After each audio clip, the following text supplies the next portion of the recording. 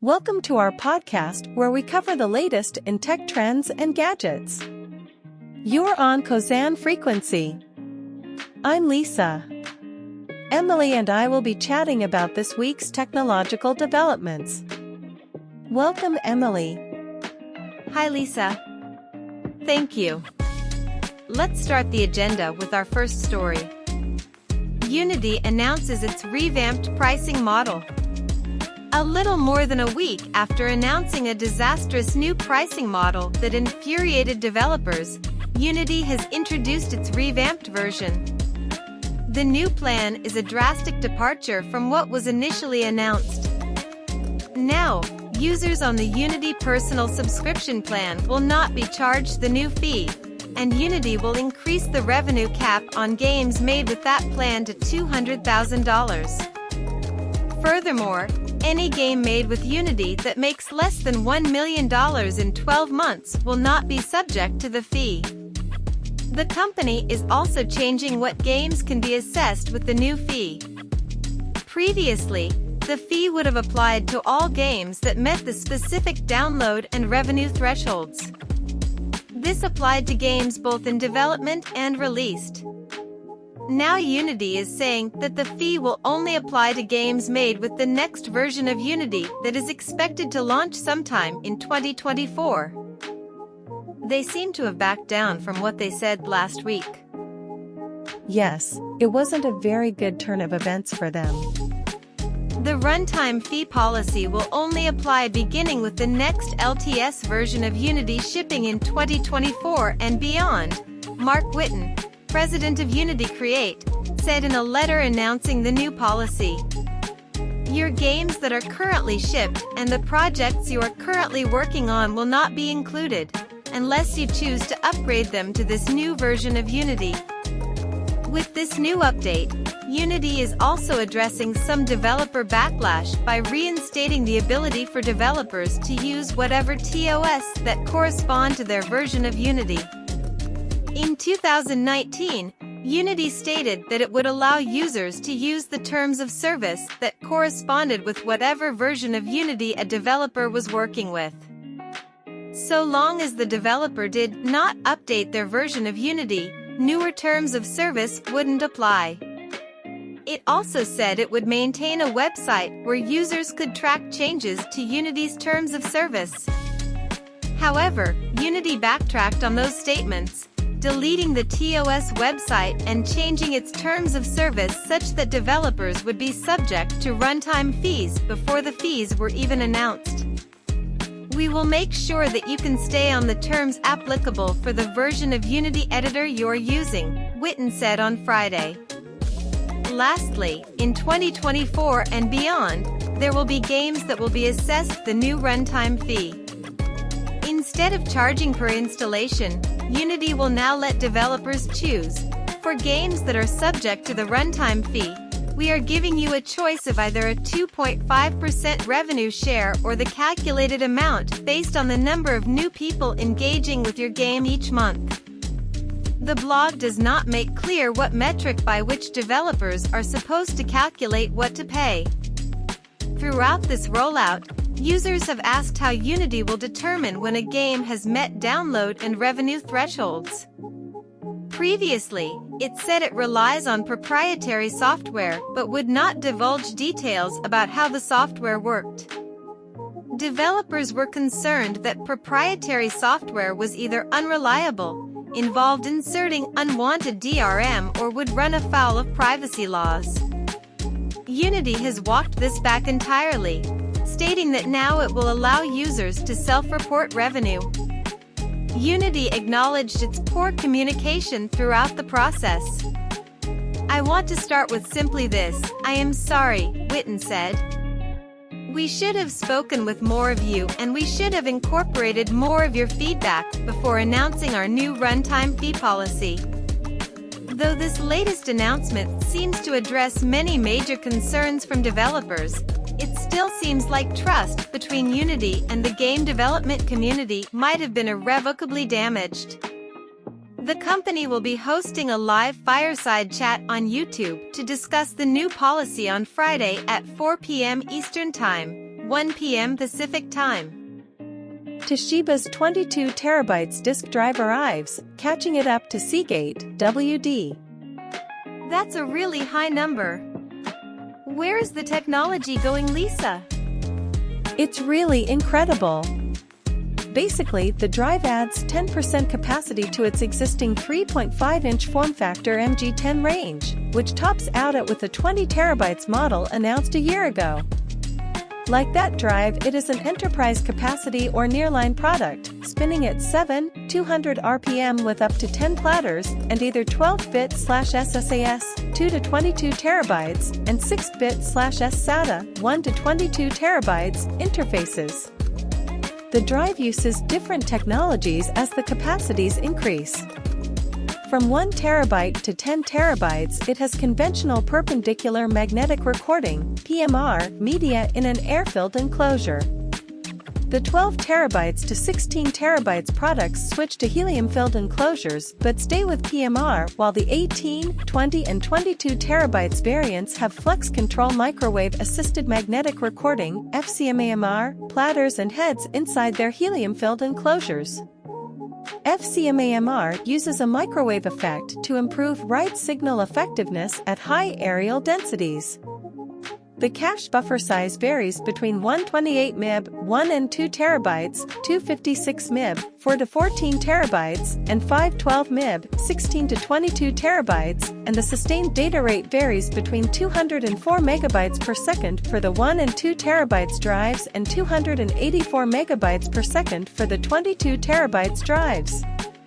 Western Digital's Gold 22 terabytes drive provides up to 291 megabytes per second, and Seagate's 22 terabytes Iron Wolf Pro delivers up to 285 megabytes per second.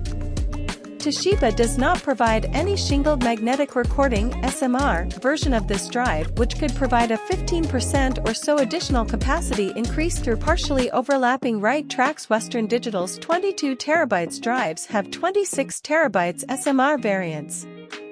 A February 2022 roadmap for Toshiba's disk drive showed a 26 terabytes SMR product, which has not arrived as a product. Let's move on to our other news. NVIDIA hints at DLSS 10 delivering full neural rendering, potentially replacing rasterization and ray tracing. The company demoed a basic neural network rendered world back in 2018. A future version of DLSS is likely to include full neural rendering, hinted Brian Catanzaro, a NVIDIA VP of Applied Deep Learning Research. In a roundtable discussion organized by Digital Foundry Video, various video game industry experts talked about the future of AI in the business. During the discussion, NVIDIA's Catanzaro raised a few eyebrows with his openness to predict some key features of a hypothetical DLSS 10. We've seen significant developments in NVIDIA's DLSS technology over the years. First launched with the RTX 20 series GPUs, many wondered about the true value of technologies like the tensor cores being included in gaming GPUs. The first ray tracing games, and the first version of DLSS, were of questionable merit. However, DLSS 2.x improved the tech and made it more useful, leading to it being more widely utilized and copied, first via FSR2 and later with CSS. DLSS 3 debuted with the RTX 40 series graphics cards, adding frame generation technology. With 4x upscaling in frame generation, neural rendering potentially allows a game to only fully render 1/8, 12.5% of the pixels. Most recently, DLSS 3.5 offered improved denoising algorithms for ray tracing games with the introduction of ray reconstruction technology. The above timeline raises questions about where NVIDIA might go next with future versions of DLSS. And of course, deep learning super sampling no longer really applies, as the last two editions have targeted other aspects of rendering. Digital Foundry asked that question to the group, Where do you see DLSS in the future? What other problem areas could machine learning tackle in a good way? Brian Catanzaro immediately brought up the topic of full neural rendering. This idea isn't quite as far out as it may seem. Catanzaro reminded the panel that, at the NeurIPS conference in 2018, NVIDIA researchers showed an open-world demo of a world being rendered in real time using a neural network. During that demo, the UE4 game engine provided data about what objects were in a scene, where they were, and so on, and the neural rendering provided all the on-screen graphics. The graphics back in 2018 were rather basic, not anything close to cyberpunk, admitted Catanzaro. Advances in AI image generation have been quite incredible in the interim, though. Look at the leaps in quality we've seen in AI image generators over the last year, for example. Catanzaro suggested the 2018 demo was a peek into a major growth area of generative AI in gaming. DLSS 10, in the far, far future, is going to be a completely neural rendering system, he speculated. The result will be more immersive and more beautiful games than most can imagine today. Between now and DLSS 10, Catanzaro believes we'll see a gradual process, developer-controllable and coherent. Developers are now experienced in tools that allow them to steer their vision using traditional game engines and 2D/3D rendering tech. They need similar finely controlled tools ready for generative AI, noted the NVIDIA VP. Another interesting perspective on the future of AI in gaming was provided by Jakub Napik, VP Art and Global Art Director at CD Projekt Red. Napik was fully transparent in saying Catanzaro's easily believable vision of generative AI graphics scares me like crazy. However, he sounded more excited about AI enhancing the interactive and immersive worlds that make gaming so much fun, not just graphics. Currently, 90% of a game might be prescriptive, noted the senior CDPR developer. In contrast, he referenced NVIDIA's cyberpunky demo of an AI-powered interactive NPC as providing a window into deeper AI-enhanced games. Napik went on to note that for CDPR, the story is king, and that's where he sees the best use of AI going forward. Both Catanzaro and Napik seem to agree that developers need extensive control over AI to realize their creative visions.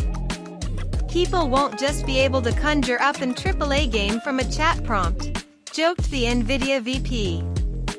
We can see it now. Imagine, a dystopian future first-person game with RPG elements in a violent world dominated by corporations. Wherever we go in the interim, by the time DLSS 10 rolls out, we could see game engines wielding AI-generated visuals for better real-time graphics quality and performance, with AI-enhanced characters, stories, and environments contributing to what might become a whole new category of media. Introducing Raspberry Pi 5. Today, we're delighted to announce the launch of Raspberry Pi 5, coming at the end of October. Priced at $60 for the 4GB variant and $80 for its 8GB sibling, plus your local taxes, virtually every aspect of the platform has been upgraded, delivering a no-compromises user experience. Raspberry Pi 5 comes with new features, it's over twice as fast as its predecessor, and it's the first Raspberry Pi computer to feature silicon designed in-house here in Cambridge, UK. In a break from recent tradition, we are announcing Raspberry Pi 5 before the product arrives on shelves. Units are available to pre-order today from many of our approved reseller partners, and we expect the first units to ship by the end of October. We're incredibly grateful to the community of makers and hackers who make Raspberry Pi what it is. You've been extraordinarily patient throughout the supply chain issues that have made our work so challenging over the last couple of years. We'd like to thank you. We're going to ring-fence all of the Raspberry Pi 5s we sell until at least the end of the year for single-unit sales to individuals, so you get the first bite of the cherry. We're also giving every print subscriber to the Magpie and Hackspace magazines a single-use code, giving them priority access to Raspberry Pi 5 hardware. Click those links to learn more about our priority boarding program, and if you subscribe today, you can get your hands on a priority boarding pass too. Between now and the end of October, we'll be running a series of regular articles and videos, focusing on different aspects of the platform. Now the news is about Sony. Sony investigates cyber attack as hackers fight over who's responsible. Sony says that it is investigating allegations of a cyber attack this week as different hackers have stepped up to claim responsibility for the purported hack. While claims of attacking Sony's systems were initially made by an extortion group called Ransom VC, a different threat actor has touted themselves to be the attackers and refuted Ransom VC's claims. Thus far, over 3.14 gigabytes of uncompressed data, allegedly belonging to Sony, has been dumped on hacker forums. This week, a threat actor by the name of Ransom VC claimed it had hacked Sony.com and put its data and access up for sale. "We have successfully compromised all of Sony systems," read a note posted on Ransom VC's Onion Leak site. "We won't ransom them. We will sell the data." Due to Sony not wanting to pay. Bleeping Computer observed the sample data posted by Ransom VC was minuscule, about 2 megabytes, comprising a PowerPoint presentation, some Java source code files, Eclipse IDE screenshots, and other assets. Ransom VC claimed to Bleeping Computer that it had breached Sony's networks and stolen 260 gigabytes of data during the attack that they are attempting to sell for $2.5 million. Contrary to its name, Ransom VC is an extortion group, rather than a ransomware operation, as they told us they are still developing an encryptor. We reached out to Sony Corporation for confirmation about the attack. "We are currently investigating the situation, and we have no further comment at this time," a Sony Group Corporation spokesperson told Bleeping Computer this morning. However, the matters have become murky, with another threat actor Major Nelson also claiming responsibility for the attack and refuting Ransom VC's claims. Now it's time for the game world. Counter-Strike 2 is in front of you. Take a look around. Counter-Strike 2 is the biggest technical leap forward in Counter-Strike history, supporting new features today and updates for years to come. If you're a returning player, you'll find your favorite maps and matchmaking modes right where you left them, along with a revamped Premier mode where you can earn your all-new CS rating. Rise through the ranks and see where you stand on global and regional leaderboards. For new players, learn the basics with some offline training and jump into casual and deathmatch to hone your skills. Once you've unlocked competitive matchmaking, you're ready to go. Grab your friends and join millions of players around the world. Welcome to Counter-Strike 2. Now there is sad news for AMD. Radeon boss Scott Herkelman will leave AMD at the end of the year. There's some big news in the world of graphics cards today. Scott Herkelman, the head of AMD's Radeon GPU business, has announced he will leave the company by the end of 2023. Herkelman has served as the Senior VP and General Manager of the Graphics Business Unit at AMD since 2016. Herkelman tweeted, "May you continue to punch above your weight class and one day, beat the final boss." The final boss is, of course, NVIDIA. He oversaw the launch of 3 generations of Radeon products, beginning with RDNA 1, RX 5000 series, up to the latest RDNA 3-based RX 7000 series. Herkelman didn't reveal what his future plans entail, but a guy with his experience surely won't have any trouble landing a senior role in the tech industry, whether it's to do with graphics or anything else. He's sure to be on a pretty good wage right now though, so we wouldn't begrudge him some gardening leave before planning his next move. AMD has yet to name a replacement, and with Kelman staying on for a couple more months, AMD will have time to find a suitable replacement. Maybe Intel needs a new VP? It's hard at work on its next-generation Battlemage architecture, and a company like Intel has been known to open up the checkbook and go headhunting in the past. A return to NVIDIA isn't impossible either. Prior to joining AMD in 2016, Kelman served as the general manager of NVIDIA's GeForce business unit. I have met Scott in person and found him to be an engaging and funny man.